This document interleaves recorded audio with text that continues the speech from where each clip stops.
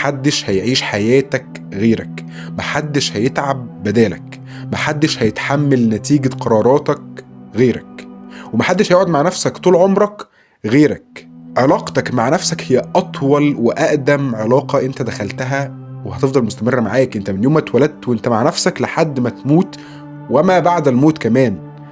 دي أطول علاقة أنت فيها، مش هتقدر تتخلى عنها. فلازم وفرضا عليك إنك تخلي العلاقة دي علاقة سوية، علاقة مريحة، علاقة يبقى فيها استثمار بالوقت والجهد والتركيز، الفلوس، كل حاجة بتعملها في سبيل إن العلاقة دي تبقى علاقة كلها حب حقيقي. فلو أنت ما كنتش صاحب نفسك هتفضل لوحدك.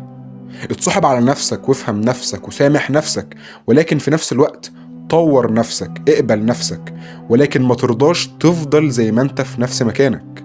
دي معادلة حب النفس. اقبل نفسك زي ما انت واشتغل على نفسك علشان تكون أفضل.